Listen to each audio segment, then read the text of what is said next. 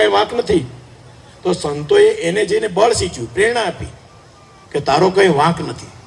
નહીંતર કોઈકના વાંકને લીધે થયું હોય તો આપણે તો કેવું કરીએ, ડિપ્રેશનમાં હોય તો ડબલ ડિપ્રેશનમાં જાય એવું કંઈક વિચાર આવી જાય કે ભેગો ભેગો આય ઉપડી જાય, મારો તો લઈ ગયો આય ઉપડી જાય.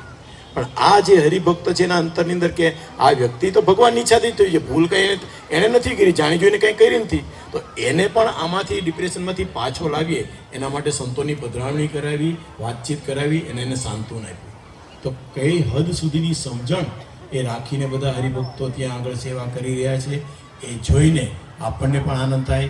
અહીંયા પણ આપણે બધા સત્સંગ કરીએ છીએ, પણ એક વસ્તુ પાટોત્સવની અંદરથી નક્કી કરીને જઈએ કે મારે મારી શ્રદ્ધાની અંદર થોડોક વધારો કરવાનો છે. આ વાત સાચી છે, સત્સંગ સાચો છે, સત્પુરુષ સાચા છે, સંતો સાચા છે, ભક્તો સાચા છે, તો મારે પણ સાચા ભક્ત બનવું છે.